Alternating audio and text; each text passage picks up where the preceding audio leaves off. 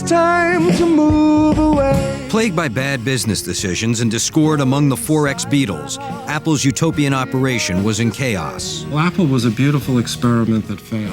Of the apple of my eye. We wanted to stay with Apple. Pete wrote the song Apple of My Eye, so, we were all kind of brought down about it. It was a bit of a drag, bit of a bummer. I mean, don't forget, they took us from nowhere and put us somewhere. Despite their misgivings, Badfinger left Apple in September of '72. After 4 years in the Beatles' royal court, Pete Ham, Tom Evans, Joey Molland, and Mike Gibbons found favor at Warner Brothers. We felt that Badfinger, with the right kind of production, right kind of career development, was worth the risk. But before Badfinger signed with Warner's, Polley pressed the band to sign a new management contract. Polley's business partner, Stan Poses, didn't trust the new deal. I called up Peter and I called up Tommy. I said, my decision is I'm not going to be involved with this situation. Go to your meetings next week and just refuse to sign any management papers. Poses had his reasons to break with Polley. In July of '71, a witness in a federal bribery investigation testified before a U.S. Senate subcommittee that Polley was well connected with organized crime. Despite Poses' warning, Badfinger signed the new agreement with Polley and a recording contract with Warner Brothers in the fall of '72. It would not be a happy marriage. This cloud moved in very quickly and hung over the band during almost the entire time I dealt with them at Warner Brothers. Badfinger's final Apple album and first Warner Brothers album were released simultaneously. It was just a mess for Badfinger by this point. It's a stupid thing to do. You don't put 2 records out at the same time and, fight yourself. You're fighting everybody else. Madness all around us makes for dying. By the spring of '74, Badfinger had suffered a staggering reversal of fortune. Bad management had not only killed their last 2 albums, the salaries the band members were drawing barely kept them in guitar strings. These people in those days made huge money. They were shoveling it in at one end and getting dealt out their share with the tweezers at the other end. The management team let them down, especially Stan Polley. According to members of the band, Polley was not delivering on his financial promises. They weren't getting their money. They felt that they were trapped. They had sold their birthright, their talent to write songs and perform. The band couldn't rely on manager Bill Collins for help. Nobody realized how fragile they really were. They looked for Bill for protection. Bill let them down. Half of them wanted to dump Bill, the other half said no. Pete was so adamant. He was loyal, and it was misguided loyalty. Pete Ham's stubborn faith in Polley and Collins put him at odds with Joey Molland and his wife, Kathie. I took a jar of peanuts and I threw it at Pete's head. I was so mad at him. So when are you going to wake up and realize this guy is screwing you? Head started bumping with Pete and Joey, big time, And she egged him on. Pete was beginning to waver. He's losing his self-confidence. He figured that he had no power anymore. And don't forget, this is the guy that wrote all the hit songs. Gotta get out of here. As tensions within the band rose in the spring of '74, Badfinger recorded their second album for Warner Brothers. Maybe a man gets wise. Badfinger's music shone through the gathering gloom. Wish You Were Here exceeded expectations. What do you think we can look forward to in the future from Badfinger? A hit. Please? Nobody listens.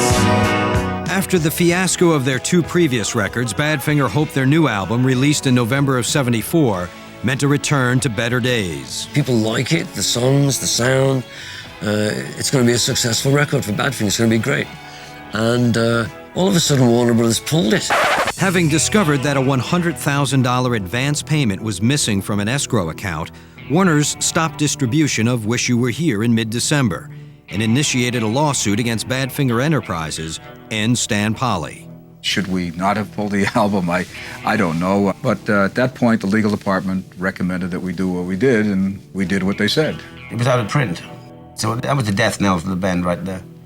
In reality, Badfinger was already in its death throes. Frustrated by his battles with Pete Ham over music and management, Joey Molland quit the band just as Wish You Were Here was being released.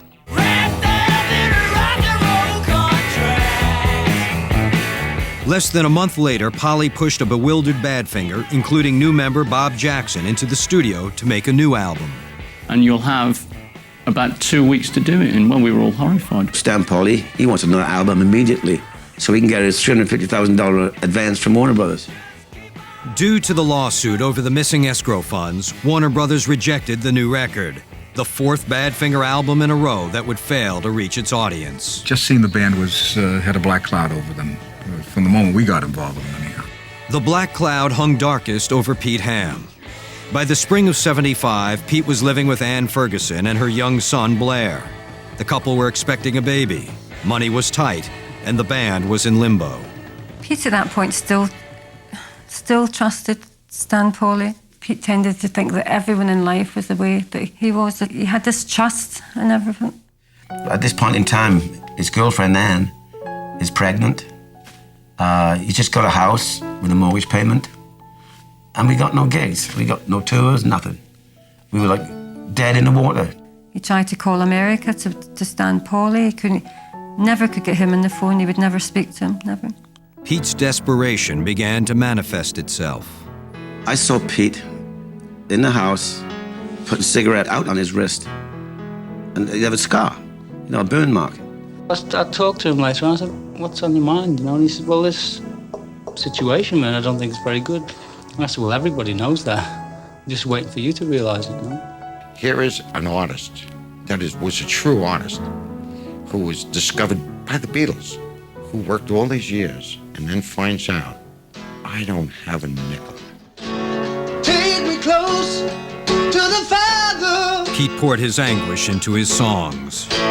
Take me home. Take me back to the Father, take me home, because I can't stand all this. I mean, that was an indication, I suppose, that maybe, who knows, that you should have picked up on. On the night of April 23rd, 1975, Pete and Ann were thinking up names for their baby, due in less than a month. He had got this phone call from America, basically saying that his money, everything had gone, everything. And he came off the phone that night. I tried to speak to him, and he said, no, I'm going to see Tommy. It's like 10 o'clock. He said, let's go out for a drink, I've decided. They'd had a few drinks at the pub, and the conversation had turned to what to do about going forward. And Pete had said, don't worry, I know a way out. I know a way out. So I dropped him off about 3 in the morning. And the last thing he said to me is, I'll see you again. That morning, April 24th, Ann woke up alone. She went down to the garage to see if Pete had worked late in his studio. And I knocked, and then I pulled the door, and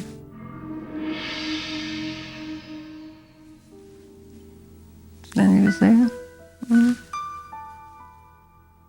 Hanging from a beam in the garage was the body of Pete Ham.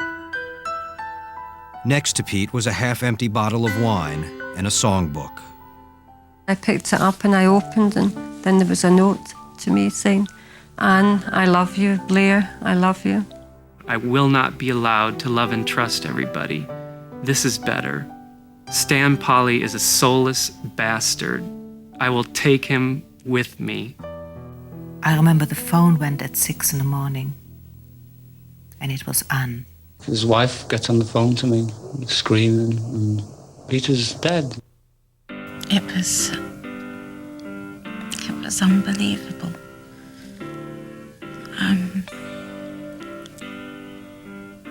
Sorry. It was stunning. I don't care what you say, what you do, what you think. The guy's dead. And it's totally irreversible, isn't it? To think that this boy from Swansea, this really nice guy, had got in this business because he loved it. And this is where he ends up. Shortly after hearing the tragic news, Polley's former business partner, Stan Poses, ran into Stan Polley. I just turned around and I said, you killed my friend. And I walked away.